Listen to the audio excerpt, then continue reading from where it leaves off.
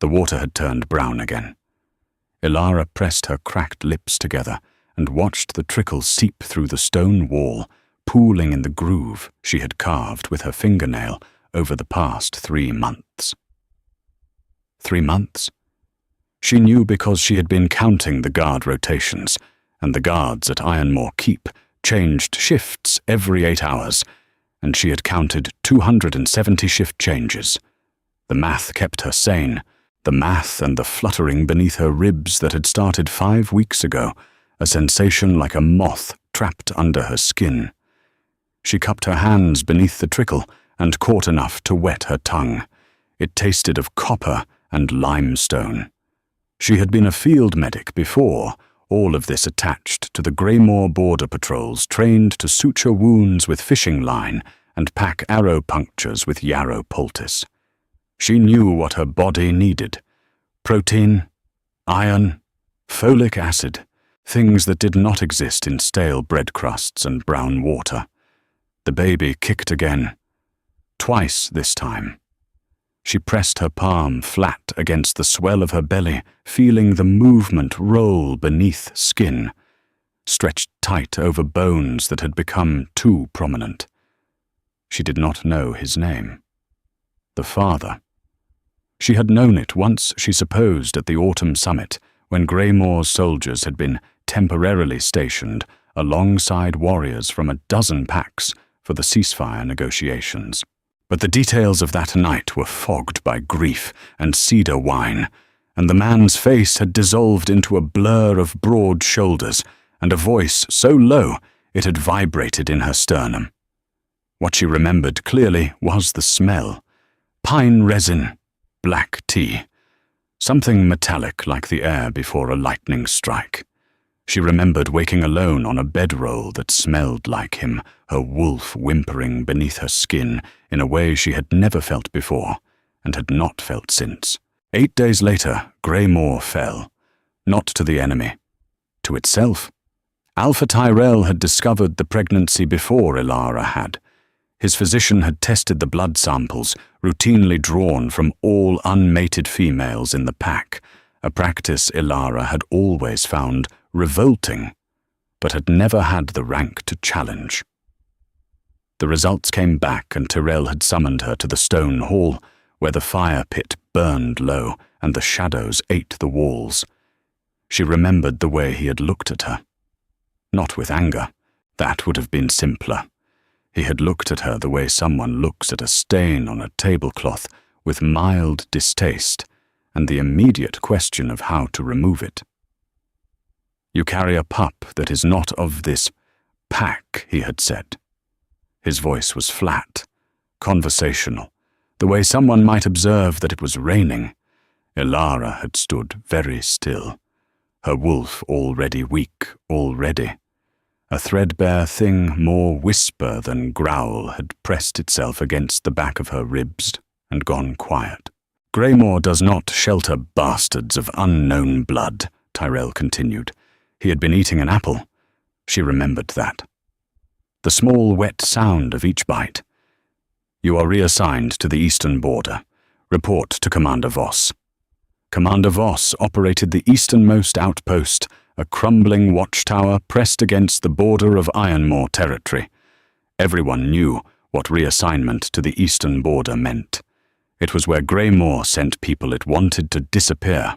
Ilara had not made it to the watchtower. The Ironmore patrol had found her 3 miles from the border, delirious with exhaustion, her field medic's kit still strapped to her back. They had not been cruel. They had not been kind either.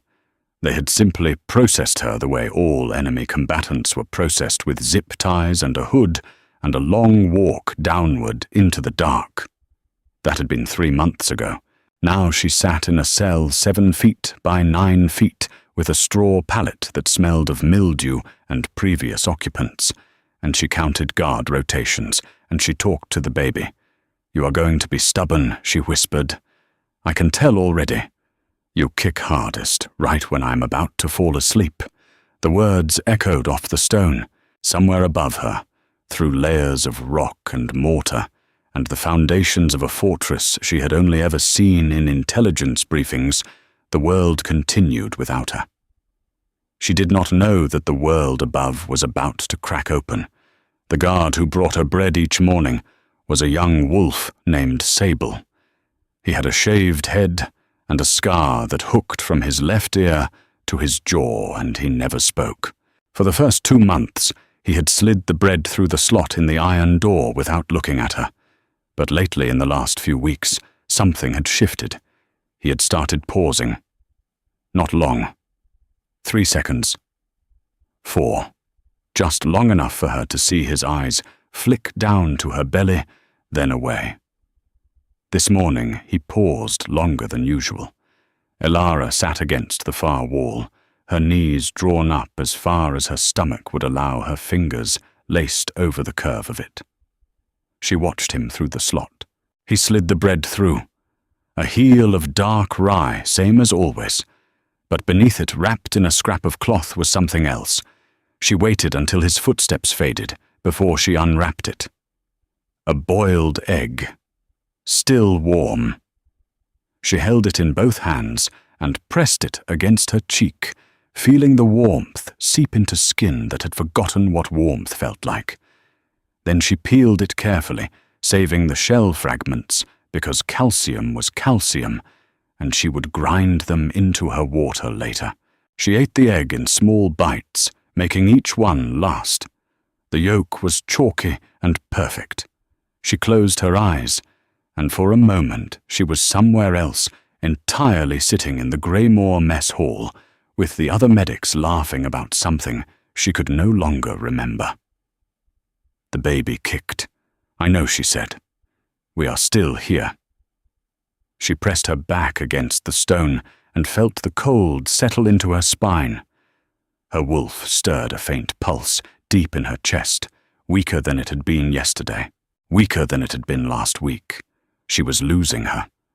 Elara could feel the bond between herself and her wolf thinning like a thread pulled too tight, and she knew what that meant. A wolf that went dormant during pregnancy sometimes never woke up. But there was the other thing. The thing she did not let herself think about.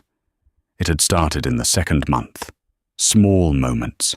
She would press her hand against the stone wall and feel something hum back, a vibration that had nothing to do with the plumbing or the foundations. She would close her eyes and sense the guards above her, not hear them, sense them, their heartbeats registering as faint points of light behind her eyelids. Once she had dreamed that her hands glowed silver, and when she woke up, the straw beneath her fingertips was warm. She had been tested as a child. Every pup in Greymore was tested at age 6. The results had come back unremarkable. Omega-class wolf. No elemental affinity. No bloodline markers of note. Her mother had died before Elara was old enough to ask questions, and her father had been a supply clerk who kept meticulous inventory records and never spoke about his mate. But sometimes the tests were wrong. Elara knew this because she was a medic, and she had seen the margin of error data, and she knew that the testing protocol Greymore used had been developed 40 years ago and had never been updated. She did not let herself think about it. Thinking about it led to hoping, and hoping in a dungeon was a form of self-destruction more efficient than starvation. So she ate her egg. She counted the guard rotations. She talked to the baby, and above her, without her knowledge or consent, the world was already tearing itself apart. The delegation from Ironmore arrived at the throne room of Veldris Keep at sundown. Kyle Draconis stood at the window with his back to the room, watching the last light bleed out of the sky. The glass was old, hand-blown, rippled in a way that made the trees beyond the courtyard look like they were underwater. He pressed one finger against a bubble in the glass and felt the cold push back. Behind him, his war council was arguing. "The Ironmore envoy says they want to renegotiate the Eastern Corridor," said Ronan, his second. Ronan had a voice like gravel in a blender, the result of a throat wound he had taken at the Battle of Ashenmere that had healed badly, because Ronan had refused to stop giving orders long enough for the medic to stitch it properly. "They do not want to renegotiate," Cale said without turning. "They want to delay. There is a difference. The difference being that Tyrell is moving troops to his southern flank, and he needs 2 more weeks to finish. The renegotiation is a stall. He will send diplomats who will talk in circles and drink our wine and leave having agreed to nothing, and in the meantime his border will be fortified." Silence. Then Ronan again. "So we decline the meeting. We accept the meeting." Kyle turned from the window. He was taller than everyone in the room, by a full head, a fact that had stopped being remarkable to him years ago, but never stopped being useful. His dark hair was cut short, a practical choice he had made, after an enemy had grabbed a fistful of it, during close combat, and nearly separated his head from his shoulders. The scar from that encounter ran along his jawline, a pale ridge that moved when he clenched his teeth. "We accept the meeting and we send our own delegation to the Eastern Corridor, while Tyrell's diplomats are here. When they return with nothing, we will already have eyes on his southern troop movement." Ronan's mouth twitched. That was as close to a smile as Ronan ever got. The council filed out. Kyle remained at the window. His wolf was restless.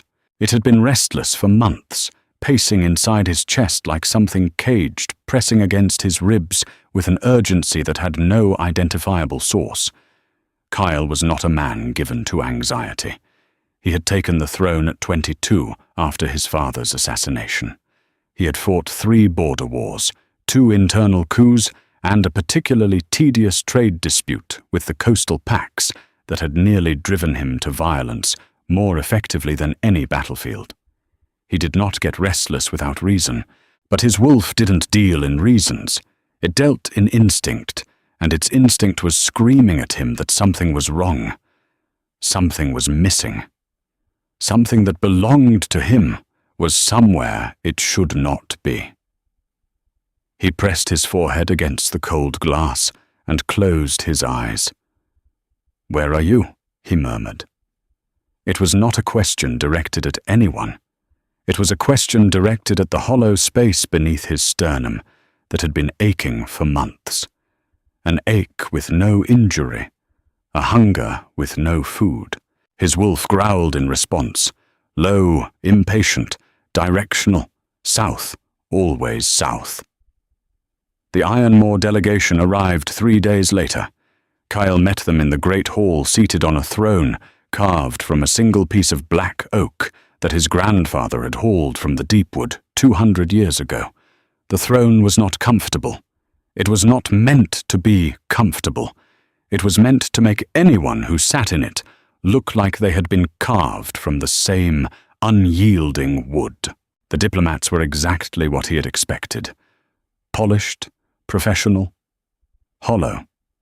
They spoke in carefully constructed paragraphs about border agreements and mutual interests and sustainable territorial management, and Kyle listened with the patient attention of a man cataloguing ammunition. Then one of them said something that made his wolf stop pacing. It was the youngest diplomat, a female beta named Maeve, who had been handling the documentation. She was speaking to Ronan about prisoner exchanges, a standard agenda item in ceasefire negotiations. The numbers were routine. 14 Valdris soldiers held in Ironmore custody, 11 Ironmore soldiers held in Valdris. And how many non-combatants? Ronan asked, because Ronan always asked. Maeve shuffled her papers. "We have..." She paused. Her scent shifted. Something sharp like vinegar cutting through the lavender soap she used. That was the smell of a lie being constructed. 3 civilian detainees, she said. 2 trade merchants detained for suspected espionage. 1 field medic captured near the eastern border. All in standard holding. Kyle's wolf slammed against his ribs so hard he gripped the arm of the throne. "The field medic," he said. His voice cut through the room like a blade through silk. Everyone went still. "Describe them." Maeve's eyes widened. She looked at her lead diplomat, a silver-haired male who had been doing most of the talking. He gave her a barely perceptible nod. "Female. Omega class. Captured approximately 3 months ago near the Eastern Watchtower. She was unarmed and appeared to be..." Maeve hesitated again. "In a compromised physical condition." "Define compromised." "She appeared malnourished and pregnant." The room dropped into a silence so complete that Kyle could hear the candle wax popping in the iron chandelier above. His wolf was not pacing anymore. His wolf was standing perfectly still, every muscle locked, every sense oriented toward a single point. South, underground, alone. He felt it then. Not a thought, not a suspicion. A certainty that bypassed his brain entirely and settled into his bones like a tuning fork finding its frequency. Mine. The word was not his. It came from the wolf, from a place beneath language, and it resonated through his entire body until his teeth ached. He stood. He was aware of every eye in the room tracking the movement. He was aware that his hands were shaking, and that the shaking was visible, and that this was unprecedented, because the Alpha King of Valdris did not shake. "Where is she being held?" he said. Not a question. A demand wrapped in quiet. The lead diplomat's composure cracked. Just a fracture, a flicker of unease behind his eyes. "Alpha Draconis, the prisoner exchange, is a matter for formal negotiation. We cannot simply..." "I am not negotiating." Kyle stepped down from the throne. Each step was deliberate, controlled. His wolf was clawing at his control with both hands, and he was holding it by a thread, and the thread was made of decades of discipline and the knowledge that if he let go in this room, people would die. He stopped in front of the lead diplomat, close enough that the man had to crane his neck to maintain eye contact. "You will tell me where she is being held," Kyle said, "or I will find her myself, and the path I take will go through every wall between here and her cell." The diplomat swallowed. It was an audible sound. "Ironmore Keep, the lower dungeons. Level 3. How many guards? 12 on the level. But Alpha Tyrell will not permit." "Alpha Tyrell," Kyle said with a precision that could have cut glass, "can discuss his permissions with me directly." "Ronan." "Already moving," Ronan said from behind him. Kyle turned to the delegation. "You will remain here as my guests." He let the word guests sit in the air long enough for its actual meaning to register. "You will be treated well, but you will not leave until I return." He walked out of the hall without waiting for a response. His wolf was already running. The ride south took 7 hours at full gallop. Kyle brought 50 of his best. Not an army. A scalpel. Ronan rode at his right flank, and behind them came the Blackguard, his personal unit wolves, who had trained together since adolescence, and moved with a synchronization that looked choreographed, but was simply the product of absolute trust. They did not stop. They did not rest. Kyle's horse, a massive black destrier named Wraith, seemed to catch his urgency, and ran with a focus that went beyond training.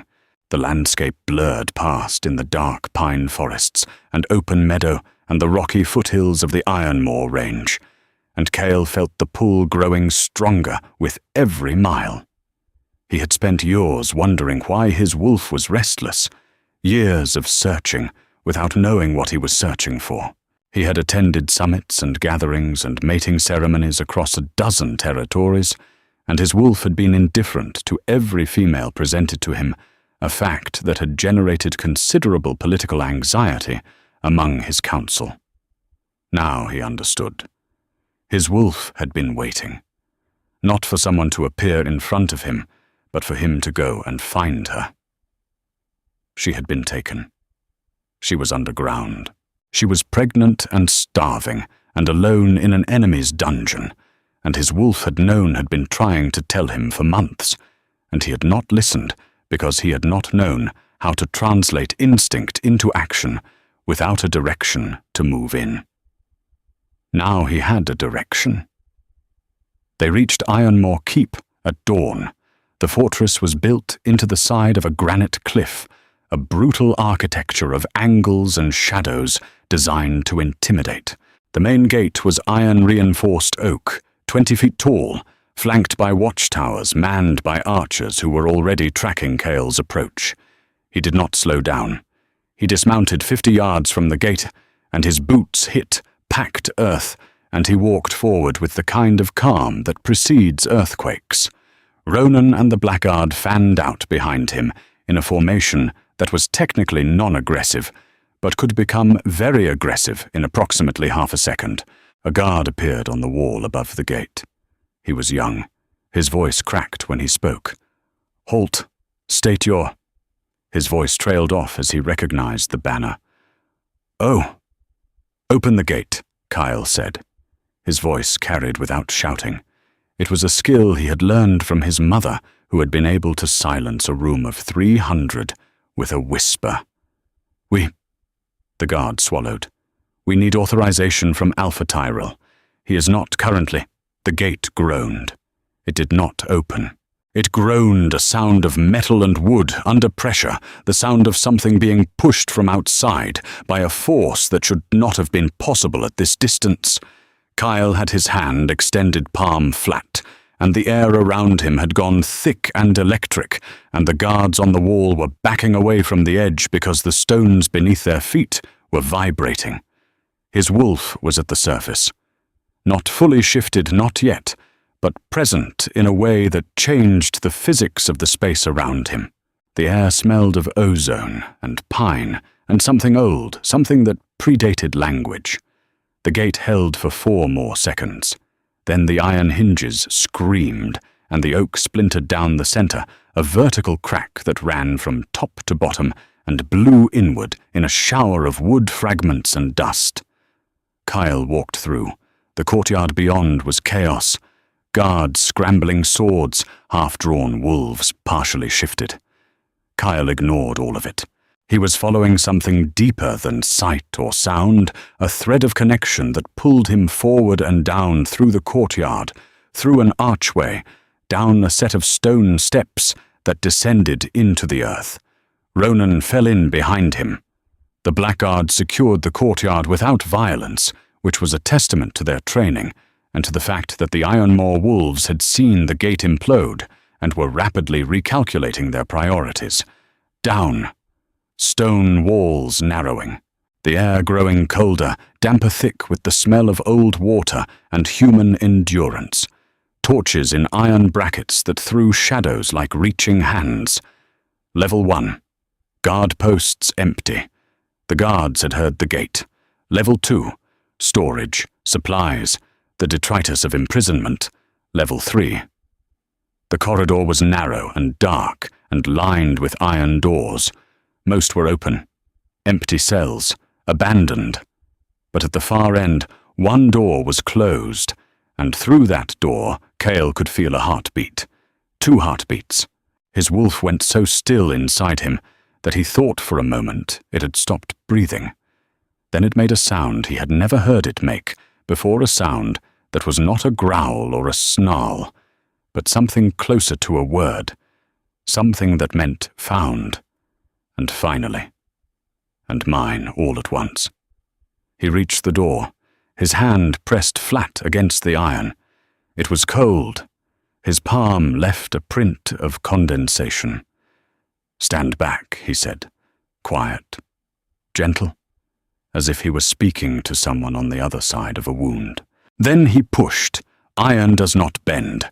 This is a physical law, a fact of metallurgy and molecular structure. But the lock sheared, and the hinges popped, and the door swung inward with a sound like a sigh, and the torchlight from the corridor spilled into a cell 7 feet by 9 feet. She was in the corner. Small. So much smaller than he had imagined.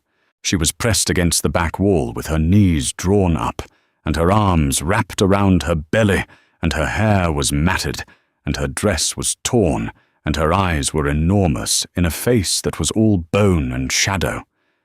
She looked at him. He looked at her. The mate bond did not hit like lightning. That was what the stories said that it struck, that it was violent, sudden electric. But it was not like that. It was like a door opening in a room he had always known was there, but had never been able to find. It was like the moment between exhaling and inhaling, the pause where the body decides to continue. It was like coming home to a house he had never seen before, and knowing where every room was. She smelled of limestone and stale bread and exhaustion, and beneath all of that, beneath the months of captivity and hunger and fear, she smelled of wildflowers after rain, sweet clover and something bright that his wolf identified as mate before his brain caught up. "Who are you?" she whispered. Her voice was rough, unused. It cracked on the second word. Kyle knelt. Slowly, deliberately. The Alpha King of Valdris, feared across 6 territories, the man who had just torn through a fortress gate with his bare will, knelt on the dirty stone floor of a dungeon cell, and made himself small. "My name is Kyle," he said. "I am going to take you out of here." She stared at him. Her eyes were dark, nearly black in the dim light, and they held a wariness so deep it had become structural. A wariness that was not fear, but something harder. A refusal to believe in rescue, because believing in rescue was a luxury she had long since abandoned. "I do not know you," she said. "I know." His voice was steady. He could feel his wolf pressing against every boundary he had, demanding that he reach for her, pull her close, shelter her with his body. He held it back. "You do not have to know me. You just have to let me carry you up the stairs." She looked at the open door behind him, at the torchlight, at the corridor that led upward toward air that was not damp, toward light that was not borrowed. She looked at him again. Then she did something that broke him more completely than any battle wound ever had. She placed her hand on her belly and she said, "There are 2 of us." "I know," he said again. He held out his hand, palm up. Steady. He would have held it there for an hour. He would have held it there until the stone walls crumbled around them both. She reached for it. Her fingers were cold. Thin. He could feel the bones beneath the skin, the architecture of a body that had been consuming itself to feed the life inside it. He closed his hand around hers with a care usually reserved for things made of glass. She tried to stand. Her legs buckled. He caught her before she hit the ground, one arm behind her back, the other beneath her knees, and he lifted her as if she weighed nothing, which was close to the truth. She was too light. She was dangerously light. He could feel the sharp ridge of her hip against his forearm and the fragile ladder of her ribs through the thin fabric of her dress. She made a sound. Not a word. A small, involuntary sound, like someone who has been cold for so long that warmth is almost painful. "I have you," he said. She pressed her face against his chest. He felt the dampness of tears against his shirt and the flutter of the second heartbeat against his arm. He carried her up. The courtyard was bright. She flinched against the light, turning her face into his shoulder, and he angled his body to shade her. Ronan was waiting by the horses, with an expression that Cale had never seen on his second's face before. It took him a moment to identify it. It was tenderness. Ronan, whose throat wound made him sound like a collapsing building who had once punched a diplomat for suggesting that Valdris should consider proportional response, was looking at the woman in Cale's arms with something undeniably close to tenderness, the medic Kyle said. Ronan snapped back to operational mode. Already here. He gestured, and a woman in a dark traveling cloak stepped forward. She had a leather bag over one shoulder, and the calm, quick eyes of someone trained to assess damage without flinching. Her name was Seren. She had been Kyle's field physician for 6 years, and she took one look at Ilara and said, "Dehydration, malnutrition. Second trimester, approximately 20 weeks. We need fluids, protein, and warmth in that order." "Can she ride? She rides with me," Kyle said. No one questioned this. He mounted Wraith with Ilara still in his arms, settling her against his chest with the cloak wrapped around both of them. She had not spoken since the cell. Her eyes were half closed, the exhaustion pulling her under, but her hand gripped the front of his shirt with a strength that contradicted her frailty. They rode north. Slower now. Kyle kept Wraith to a smooth canter, adjusting his grip whenever the horse shifted beneath them. Ilara drifted in and out of consciousness, and each time she surfaced, she seemed surprised to find herself still there, still held still, moving through open air. Once about an hour into the ride, she opened her eyes and looked up at him. "You smell like pine," she said. Her voice was a whisper. Pine and black tea. Something detonated in his chest. He tightened his arm around her and pressed his chin against the top of her head, and said nothing, because there was nothing to say, that his wolf was not already saying a continuous low vibration in his chest that she could probably feel against her back, a sound that meant safe, safe, safe. She slept. The baby kicked against his forearm. He counted each kick like a heartbeat. They reached Valdris Keep in the late afternoon. He carried her inside himself, through the great hall past the servants who stopped, and stared up the main staircase, down the corridor to the rooms adjacent to his own. He laid her on the bed, which was wide and soft and covered in furs, and she sank into it like someone drowning in reverse. Seren went to work. Kyle stood in the doorway and watched, and his wolf watched, and neither of them moved. The assessment took 20 minutes.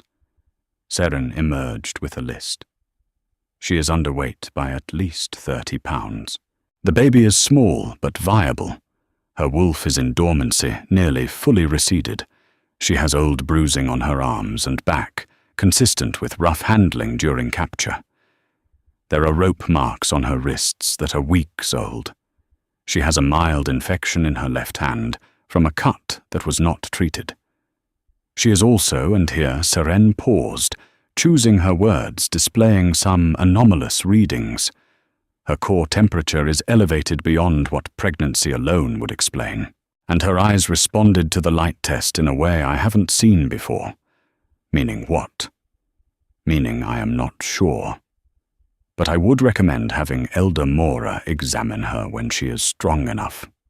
Elder Mora was the pack's oldest living healer, a woman of indeterminate age who had served 3 generations of Draconis Alphas and who claimed to remember things that had happened before she was born, a claim that no one had ever been brave enough to challenge. "Call her," Kyle said. Seren left. Kyle entered the room. Ilara was awake. She was propped against the pillows with a cup of broth in both hands, drinking slowly, and the color was already returning to her face. Not much. A faint flush along her cheekbones. But enough. He pulled a chair to the bedside. He did not sit in it the way he sat on his throne. He sat in it the way a person sits when they are prepared to stay for a very long time. "You were Greymore," he said. She nodded. Her eyes tracked him over the rim of the cup, watchful. "What happened?" She took a sip, set the cup down. Her fingers curled around the edge of the blanket. Alpha Tyrell discovered the pregnancy. She said it flatly the way someone states the weather. unmated omega carrying an unidentified pup. He reassigned me to the eastern border. She paused. I did not make it there. Who is the father? I do not know his name. She said it without shame, without apology. She said it the way she might have said, I do not know the time as a simple fact. Kyle's wolf growled. Not at her, at the entire situation, at the chain of failures and cruelties that had brought her from a ceasefire summit to a dungeon cell. The summit, he said. His voice was careful. The autumn summit. 8 months ago. She looked at him sharply, her eyes narrowed, the watchfulness sharpened into something pointed. Yes, she said slowly. Were you stationed near the eastern pavilion? Her hand tightened on the blanket. How do you know that she said? Kyle leaned forward, his elbows on his knees, his hands clasped between them. He could feel his wolf pressing against the inside of his skin, vibrating with a frequency that was almost audible. Because I was there, he said. The silence that followed was the loudest thing that had ever existed in that room. Ilara's lips parted. Her eyes moved across his face with the intensity of someone reading a map tracing the jawline, the scar, the dark hair, the broad shoulders reassembling fragments of a memory she had dissolved in grief and cedar wine. You, she whispered. Me. But that is not... She set the cup down because her hands were shaking. That would mean... Yes, he said. The baby kicked. They both felt it. Her hand went to her belly, and his eyes followed the movement, and his wolf made that sound again, the one that was not a word, but contained every word. He reached across the space between them and placed his hand next to hers on the curve of her stomach, not touching her. Close enough for the heat of his palm to reach her skin through the blanket. May I, he said. She stared at his hand. Then she lifted hers and placed it on top of his and pressed both of their palms flat against the swell where their child was turning in its small, dark, warm world. Kyle closed his eyes. The bond was not a lightning strike. It was a tide. It came in, slowly filling every hollow space, every crack, every empty room he had built inside himself. It was warm and relentless, and it tasted like wildflowers after rain. He did not say mine, because she was not a possession. He did not say, I will never let you go, because she was not a prisoner. He said, you are safe now. She did not believe him. He could see it. The doubt was layered into her like sediment, months of captivity and years of dismissal packed tight into the foundation of her. She had been told she was nothing by people who had the authority to make it true, and the believing would take time. That was fine. He had time. The days that followed were careful. Seren established a nutrition plan that Ilara followed, with the methodical discipline of a medic who understood exactly what her body needed and why. Bone broth 3 times a day, eggs, dark leafy greens, organ meat which she ate without complaint and with a clinical detachment that impressed even Seren. Kyle gave her space. He did not crowd. He did not hover. He stationed himself at a specific distance, close enough to be reached far enough to not feel like surveillance. Each morning he sent a tray to her room. Each evening he ate dinner in the hall adjacent to hers, and the door between them was open, but he never walked through it uninvited. His wolf protested this arrangement with a sustained fury that gave him headaches. He ignored it. On the 4th day, Ilara walked into the hall. She was wearing borrowed clothes, a soft wool tunic that was too large for her, and trousers cinched tight at the waist. Her hair was clean. It was brown, dark brown, and longer than he had realized in the dungeon, falling past her shoulders in waves that were still finding their shape after months of neglect. She was not beautiful in the way the word was typically deployed, She was interesting, angular. Her face had the kind of specificity that made you look twice and then keep looking. She sat across from him at the table. "I want to help," she said. "With what?" "Your medical unit. I am a field medic. I know wound care, herbal pharmacology, and emergency triage." She folded her hands on the table. "I am not able to fight, but I can be useful. I need to be useful." He studied her. Not her face. Her hands. They were steadier than they had been 4 days ago. The infection in her left hand was responding to the poultice. Her fingers were long, capable. Healer's hands. "Talk to Seren," he said. She nodded. She stood. She started to leave. "Elara." She stopped. Turned. "Eat first." She looked at the table, which held bread and cheese, and a pot of herbal tea, and 2 plates. She looked at him. Something shifted in her expression, a hairline fracture in the wall she had built, just wide enough for light to get through. She sat back down. They ate in silence. But it was a different kind of silence. A silence with architecture, with load-bearing walls and a roof. A silence you could live in. She began working with Seren the next day. Her skills were sharp despite 3 months of disuse. She had a particular talent for herbal remedies, a knowledge base that Seren said exceeded her own in certain areas. She could identify plants by smell and knew dosages by weight without measuring. She was quiet with the patients efficient, and she had a way of touching injuries that seemed to draw the pain outward, a technique she attributed to training, but that Seren watched with increasingly narrowed eyes. The warriors noticed, not her skill, though they appreciated it. They noticed the way the Alpha's scent clung to the air whenever she was near, even when Kyle himself was nowhere in sight.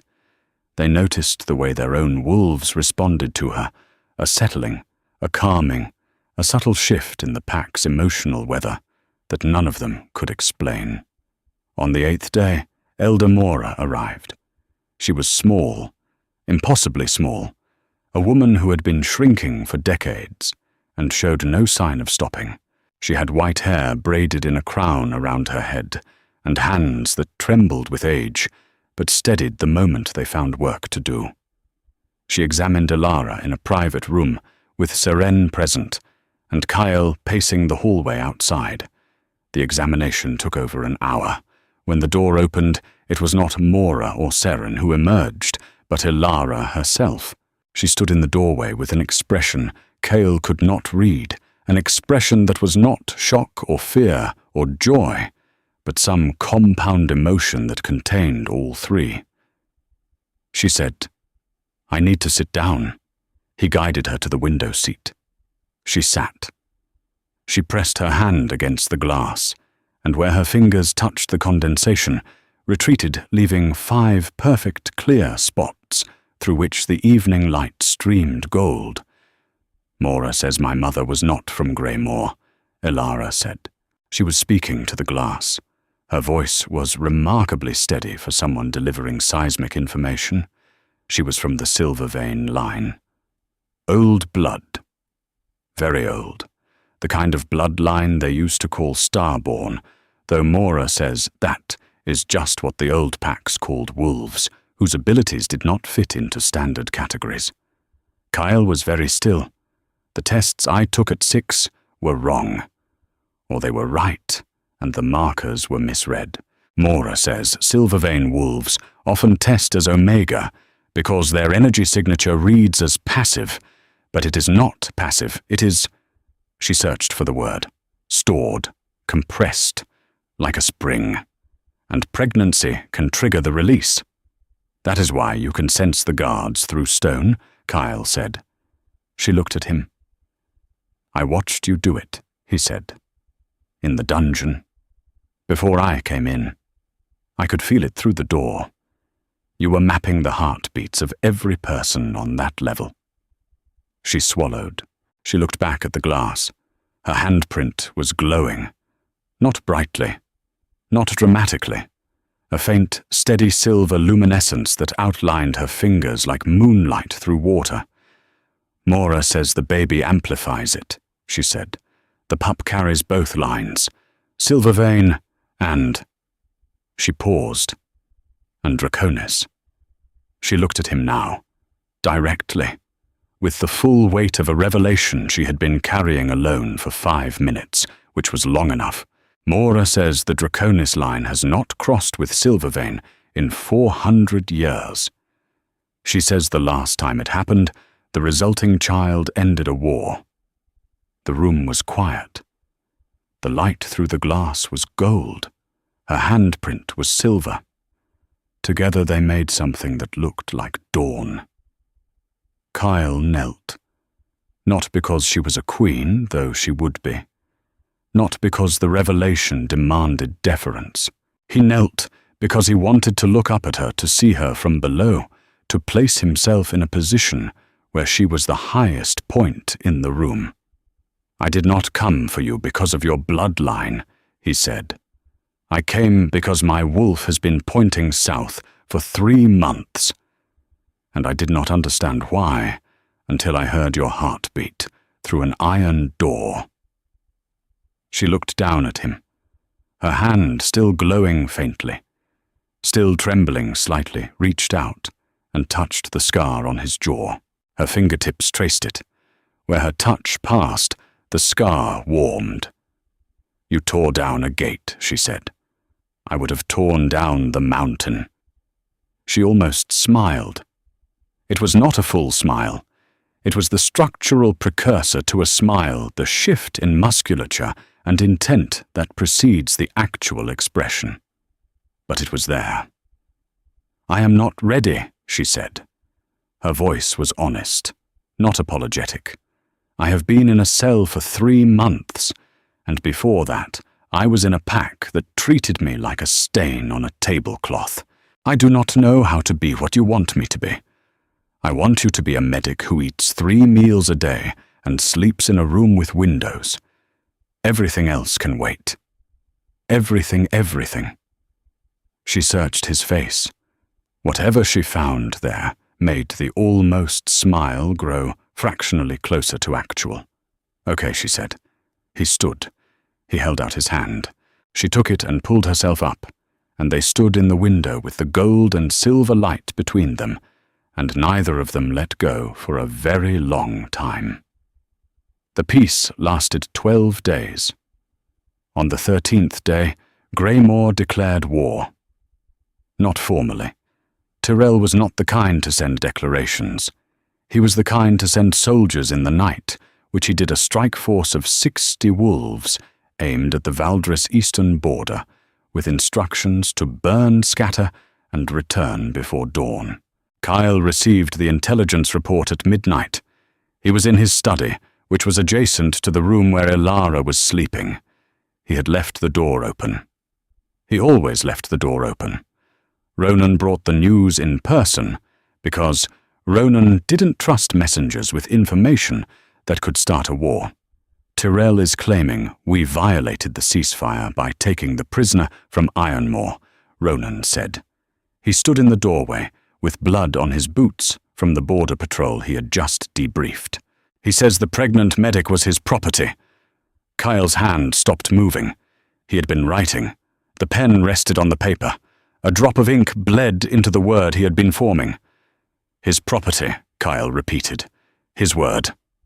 Not mine. What are our losses? 3 border posts damaged. 2 warriors wounded non-critical. No casualties. The strike force withdrew before our reinforcements arrived." Kyle set the pen down. He looked at the drop of ink on the paper. It had formed a shape like a small, dark star. "He wants her back," Kyle said. "He wants to provoke us into overreacting so he can claim defensive justification to the High Council." Ronan paused. "But yes, he also wants her back." "Why?" Ronan hesitated. This was unusual for Ronan, who typically communicated with the verbal equivalent of a battering ram. "There are rumors," Ronan said carefully. "From inside Greymore, the Silvervein bloodline is not just rare. It is considered in some older traditions a threat to established alpha lines. A silver vein wolf fully awakened can challenge the hierarchy itself. Not through combat, through something else. The old texts call it resonance, the ability to shift allegiances at a biological level, to make wolves question their alpha bond. You are telling me that Tyrell did not discard her because she was an inconvenient omega. He discarded her because he was afraid of her. I am telling you that he discarded her because his father's father killed the last known silvervein wolf and buried the body in an unmarked grave, and Tyrell knew exactly what her bloodline was, and chose to destroy her quietly rather than risk her waking up. The ink star on the paper was drying. Kyle stared at it. She was never an omega, he said. No. She was a loaded weapon that Greymore could not afford to let fire, and now she is here, awakening mated to the most powerful alpha on the continent, and carrying a child that combines two bloodlines that have not met in 4 centuries. If I were Tyrell, I would be panicking too. Kyle stood. Move the Western Regiment to the Eastern Corridor. Full defensive posture. No engagement unless engaged. I want scouts in Greymore territory within the hour, and I want to know every move Tyrell makes before he makes it. And Elara Kyle looked at the open door. Beyond it, in the soft dark of the bedroom, he could hear her breathing. Slow, deep, the sound of someone sleeping safely for the first time in months. She stays, he said. She stays, and she decides what she wants to do with what she is. That is not my choice. Ronan studied him for a long moment. Then he nodded and left. Kyle did not sleep that night. He sat in the doorway between his study and her room and listened to her breathe and thought about loaded weapons and buried bodies and the particular cruelty of a man who would throw away a person because he could not control them. He thought about Tyrell eating an apple while he exiled a pregnant woman. He thought about the sound the apple had made. Elara found out about the war the way she found out about most things. By observing the evidence and drawing her own conclusions. She noticed the increased patrols. She noticed the tension in the warriors she was treating, the way their injuries had shifted from training accidents to something sharper, more deliberate. She noticed Ronan's boots. You are preparing for war, she said to Kyle on the 14th morning. They were eating breakfast. She had started eating breakfast with him 4 days ago without discussion or invitation. She simply appeared. He simply set a second plate. Yes, he said. Because of me. Because of Tyrell. Because Tyrell wants me back. Kyle set down his bread. He looked at her. She was different than she had been 2 weeks ago. Not just physically, though. The physical changes were significant. She had gained weight. Not much, but enough that her face had softened the sharp edges, rounding into something that suggested health rather than deprivation. The baby was showing more prominently now, a curve beneath the tunic that she rested her hand on when she was thinking. But the deeper change was in her eyes. The wariness was still there. It would always be there, probably. But it had been joined by something else. Attention or engagement. The look of someone who was starting to care about what happened next. Tyrell wants control, Kyle said. You are the justification, not the cause. He sent me away to die, she said. And now he wants me back because I turned out to be valuable. Her voice was flat, but her hand pressed harder against her belly. That is a very Greymore way of thinking about people. It is. She was quiet for a moment. Mora has been teaching me, she said. The resonance, the silver vein abilities. She says I am progressing faster than she expected. She says the pregnancy accelerates everything. And how do you feel about it? She looked at her hands. They were not glowing. They had not glowed since that day at the window. But there was something about them, a quality of stillness that suggested potential rather than passivity. I feel like I spent my entire life being told I was empty, she said. And now I am finding out I was full the whole time. That what they called weakness was just something they did not have a name for. She looked up at him. I will not go back to him, she said. Not because you are protecting me, because I am choosing to stay. The distinction mattered. He could see it in the set of her jaw and the square of her shoulders, and the way her wolf, still dormant, still buried deep, seemed to press against the surface of her skin, like something testing the thickness of ice. I know, he said. And if he comes for me, she said, I will not hide. I know that too. They finished breakfast. She cleared the plates. He watched her move through the room and felt the bond pulse between them, steady and warm, a heartbeat shared between two bodies. The attack came on the 21st day. Not at the border. Not at the keep. At the place no one expected, which was the purpose. Tyrell had sent a second force, smaller than the first. Not soldiers, specialists, wolves trained for infiltration rather than combat, the kind of operatives who moved through enemy territory, like smoke, leaving no trail, making no sound. They came through the old mining tunnels that ran beneath the Eastern Mountains, tunnels that predated all the Pack's remnants of a human civilization that had dug too deep and found things they could not explain. The tunnels connected to the Valdris cellars, a fact that appeared on no official map because the entrance had been sealed 200 years ago. It was not sealed anymore. Ilara was in the medical wing when she felt them. Not heard. Not saw. Felt.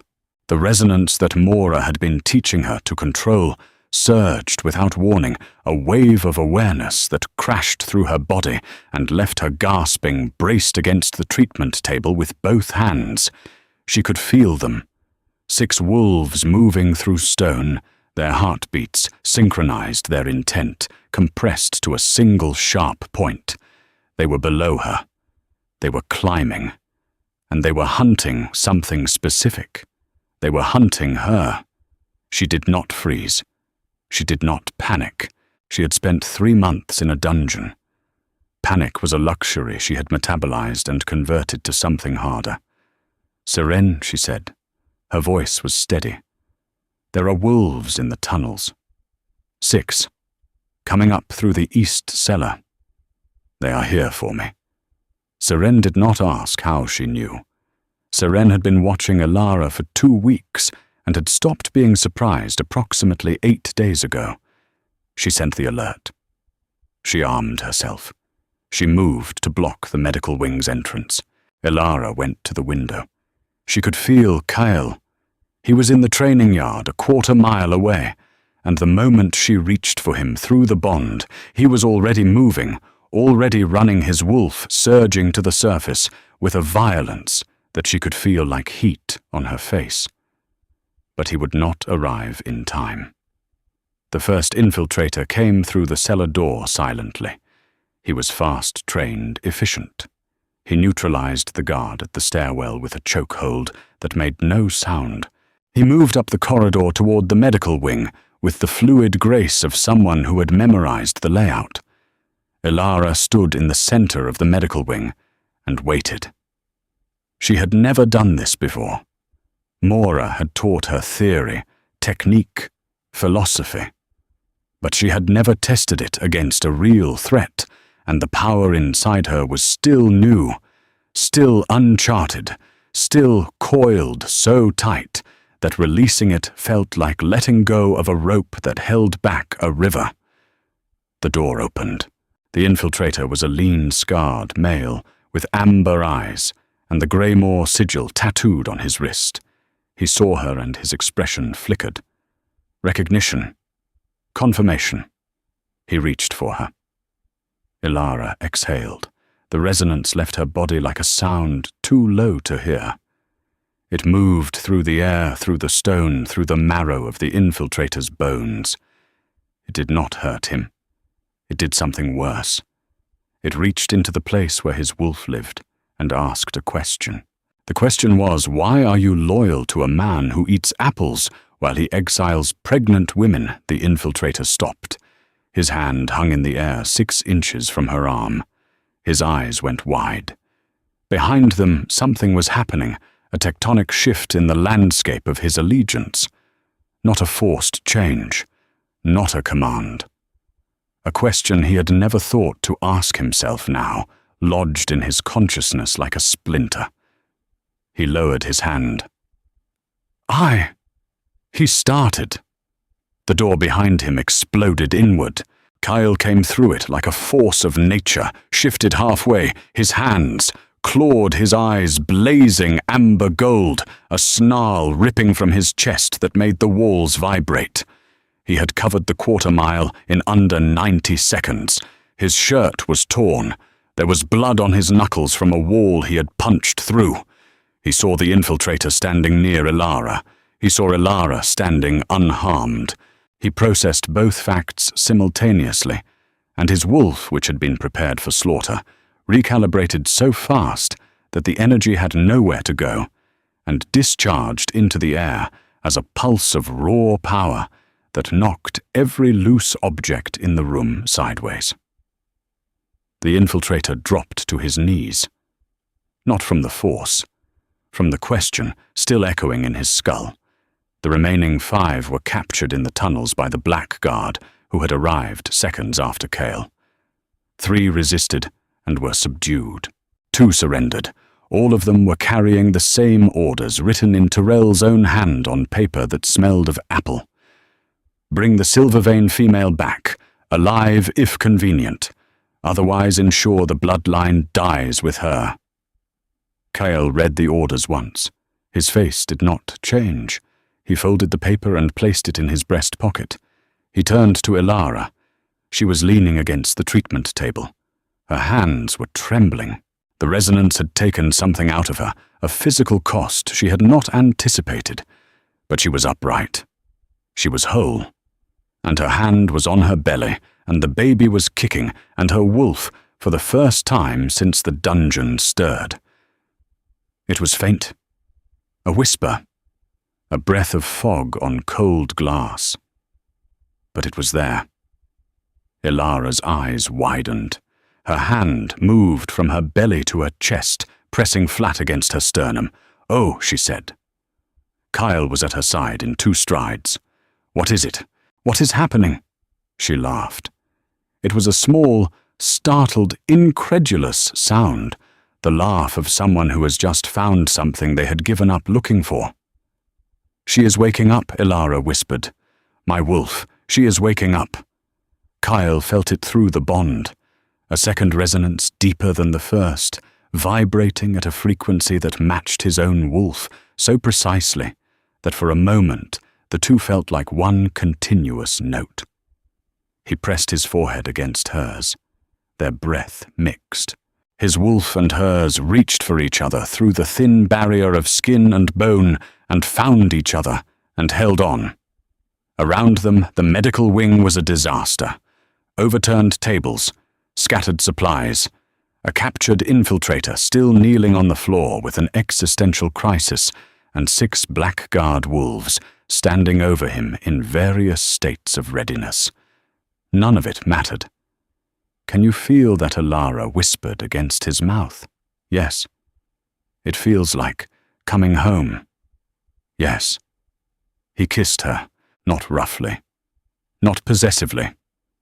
He kissed her the way you close a book you have been reading for a very long time, with the weight of everything that came before, pressing the pages together. She kissed him back. The War Council convened at dawn the next day. Kyle sat at the head of the table with Ronan at his right and Ilara at his left, and if anyone found this arrangement unusual, they had the good sense not to mention it. The orders were clear. Tyrell had authorized the assassination of a pregnant woman and her unborn child. This was not a border dispute.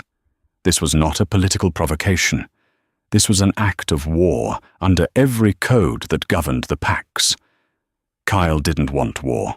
He had fought enough wars to know that they were won by the side that was most willing to absorb suffering, and he had no interest in feeding his people into that calculus. But Tyrell had reached into his home, into the room where his mate slept, into the space where his child was growing. There were limits. "I will offer him one chance," Kyle said. The council waited. Direct challenge, alpha to alpha. "His crimes are against my mate and my pup. The old laws allow me to settle this personally."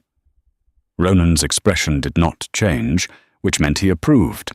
If Ronan disapproved, his expression did not change either, but the quality of the not changing was different. Kyle had known Ronan long enough to read the distinction. "If he refuses," Ronan asked, "then we go to Greymoor with the full army, and we do not stop until we reach his hall." Elara spoke.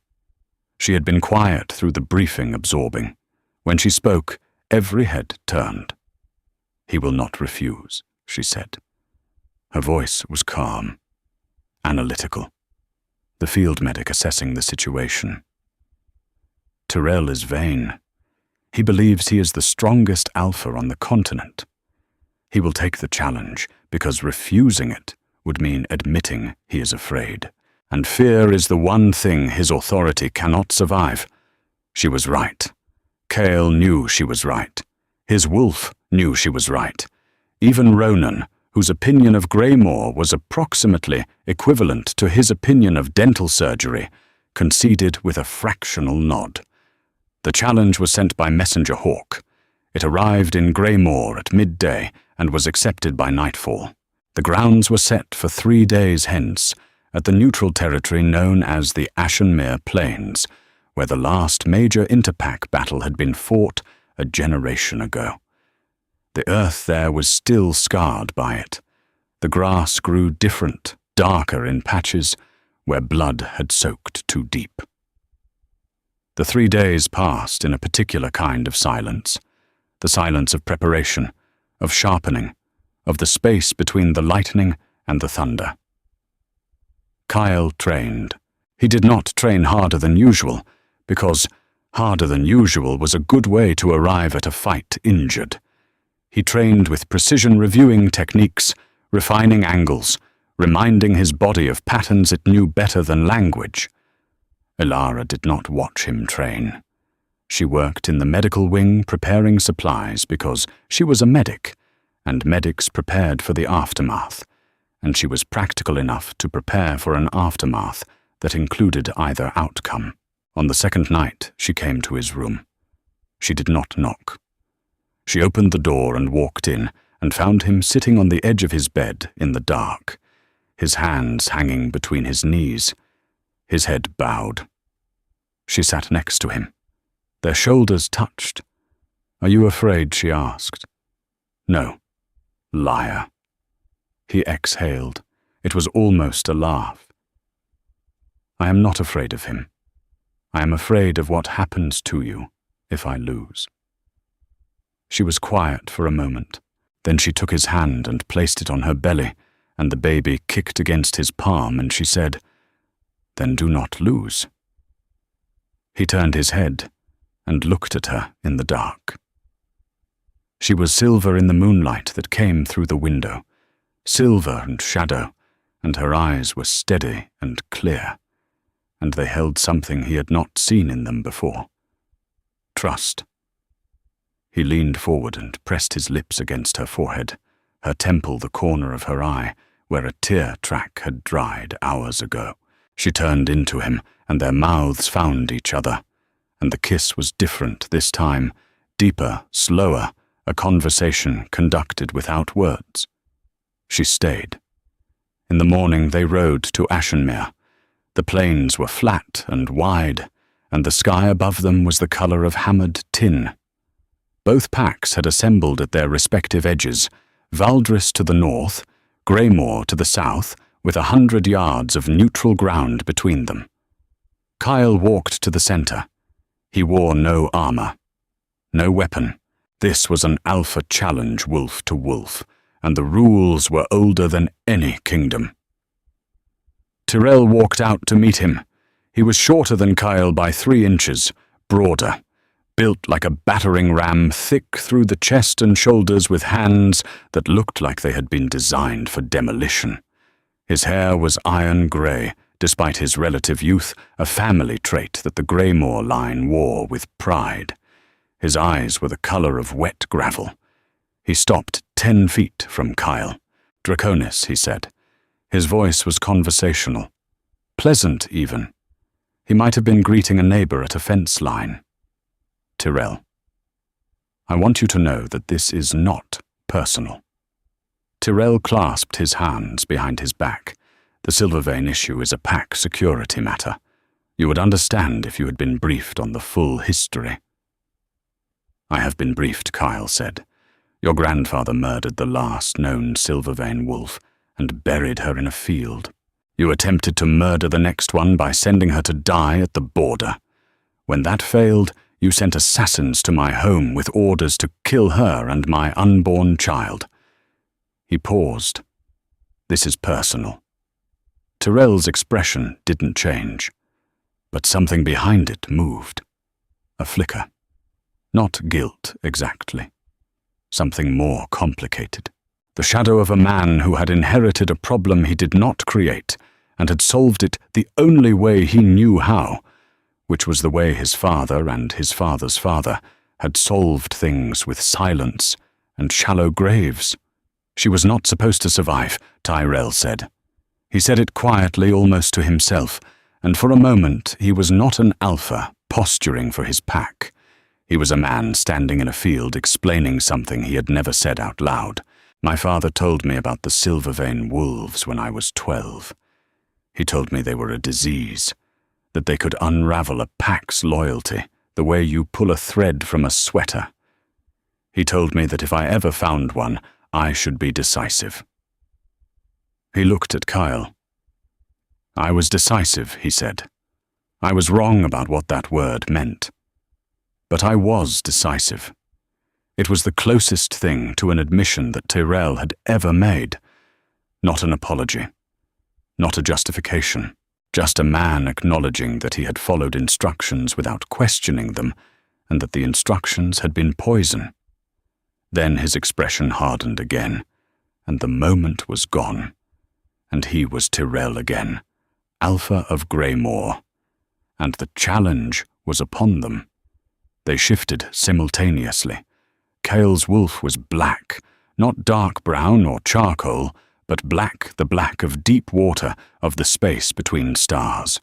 He was massive even by alpha standards, a wolf built for endurance rather than speed, with shoulders that could carry the weight of a kingdom and a jaw that could end arguments. Tyrell's wolf was grey and white, mottled like stone, thick-furred and powerful. He was fast, faster than Coil expected. The first strike came before. The shift was fully complete, a lunging snap at Kale's throat that missed by inches and drew first blood from his shoulder. Kyle felt the pain as data. Shallow, non-structural, acceptable. They circled. The packs on both sides were silent. No cheering, no howling. This was sacred. This was the oldest law. Tyrell attacked again, low this time, going for Kale's legs. Kyle absorbed the impact, bracing his weight, letting Tyrell's momentum carry him past, then catching him with a rake across the flank that opened a line of red from hip to ribs. They separated, blood on the grass, both breathing hard. Kyle could feel Elara. She was standing at the edge of the Valdris line, flanked by Ronan and Seren, and her heartbeat was fast but steady.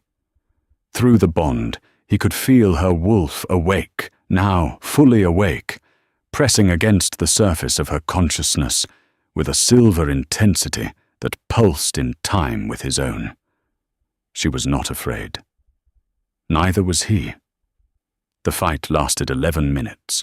Afterward, when people talked about it, they would argue about specific moments, specific techniques, whether the feint at the 7-minute mark was intentional or reflexive, whether the final sequence was skill or something else, something that did not have a name in the combat lexicon. What happened was this. At the 9-minute mark, Tyrell caught Cale's left hind leg and bit down.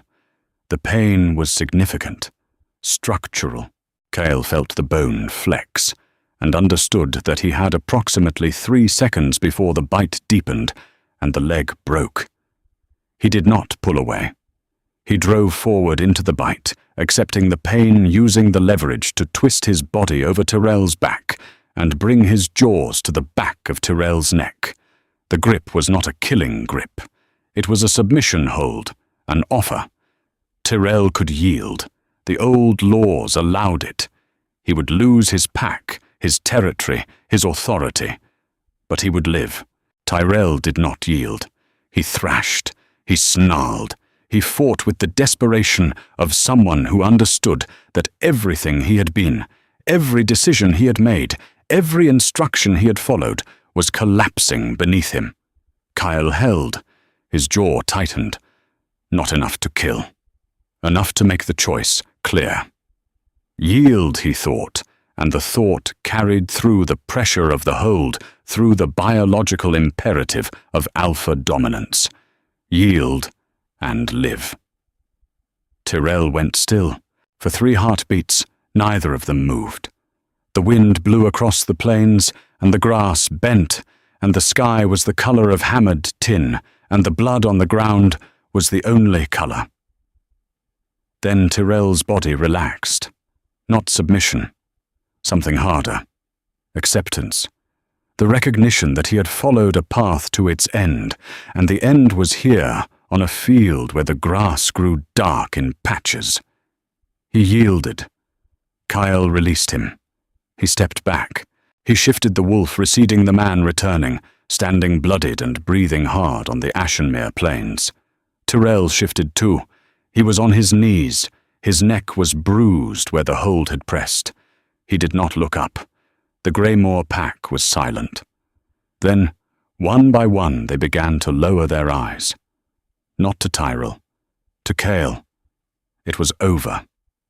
Cale turned. Elara was walking toward him across the neutral ground, and she was glowing, not metaphorically. Her skin was luminous with a silver light that pulsed in time with her heartbeat, and the baby was kicking, and her wolf was at the surface of her eyes, bright and awake and wild, and the resonance rolling off her in waves was making every wolf on the field feel something they could not name, but would remember for the rest of their lives. She reached him. She put her hands on his face, his bloody, bruised, victorious face, and she looked at him with eyes that held silver fire. "You did not kill him," she said. "No." "Why?" "Because he yielded, and because killing a man who followed poison instructions does not cure the poison. It just buries it again." She searched his face. Then she kissed him there in front of both packs, on the blood-dark grass, with silver light on her skin, and his arms around her, and the baby between them. A wolf in the Valdris line howled. Then another. Then the whole pack, a rising chorus that shook the sky. 3 of the Greymoor wolves joined in. Then 7. Then all of them. The ceremony was held at Valdris Keep 2 weeks later. It was not the ceremony Cale's council had planned. They had planned something elaborate, political, a display of power designed to cement alliances and signal strength. Elara had listened to the plans for approximately 4 minutes before saying no. She wanted it small. She wanted it real. She wanted it in the courtyard, where the old oak grew, the one whose roots had cracked the original foundation stones, and which no Draconis Alpha had ever had the heart to cut down. She wore a white dress that Seren had made from linen, traded from the coastal packs, simple, unadorned, with long sleeves that covered the rope scars on her wrists. She did not cover them out of shame. She covered them because the dress was beautiful, and the scars were part of a chapter she was closing, not one she was hiding. Kyle wore black. He always wore black. Elara had once asked him why, and he had said, "It does not show the blood." And she had laughed, which was the first time he had heard her laugh, and the sound had restructured something fundamental in his chest. Eldamora officiated. She stood on a wooden box so she could reach their hands. The marking was the part the stories always got wrong. They described it as savage dramatic, a violent claiming. It was not. Kyle tilted his head to give her access to his neck, and she pressed her lips there first, softly feeling the pulse beneath her mouth. Then her wolf, bright and silver, and finally whole, guided the bite. His blood tasted of pine resin and black tea.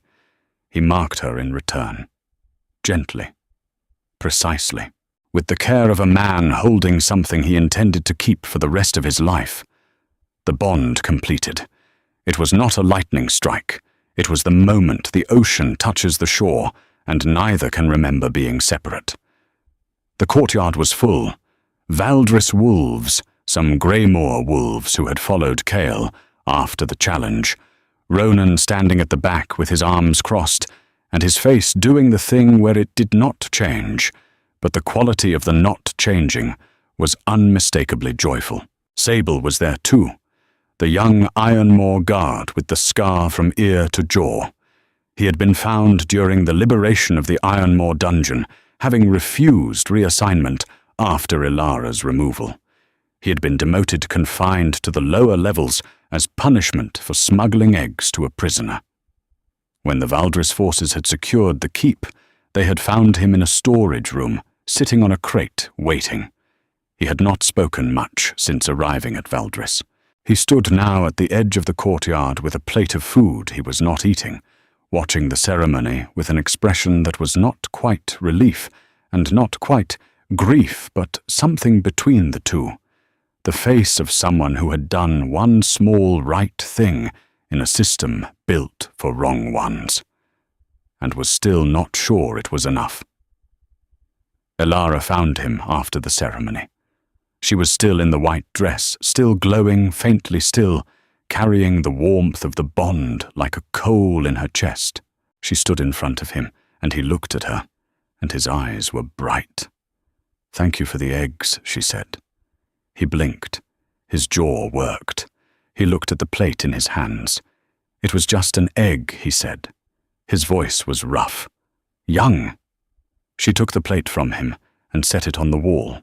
Then she hugged him, which he was clearly not expecting, because he stood rigid for 3 full seconds before his arms came up, and he hugged her back with the desperate grip of someone who had not been touched with kindness in a very long time. "It was not just an egg," she said against his shoulder. "It was the reason I knew people were still human." He made a sound. Small. Broken. The sound of a guard who had slid a boiled egg through a cell door slot and had not known it was keeping someone alive. Kyle watched from across the courtyard. His wolf was settled. Calm. Whole in a way it had never been. The evening came down soft and gold over Valdris Keep. The courtyard lanterns were lit. The oak tree cast its shadow long and dark across the old foundation stones. Somewhere inside the kitchen was producing an unreasonable quantity of food, because Seren had calculated Ilara's caloric needs for the 3rd trimester and had communicated them to the head cook with the intensity of a military briefing. Ilara stood at the window of the room that was now theirs. The glass was the same old, hand-blown, rippled glass that Kyle had pressed his finger against on the night his wolf had first pointed south. She placed her palm flat against it, Silver light bloomed beneath her skin, refracting through the imperfections in the glass, throwing small rainbows across the opposite wall. The baby kicked. She smiled. Not the almost smile, the real one, full and specific and earned. Behind her, Kyle leaned in the doorway. He had changed out of his ceremony clothes into a plain shirt, and his hair was disheveled, and the scar on his jaw was pale in the lantern light. He watched her with an expression that contained no performance, no posture, no throne.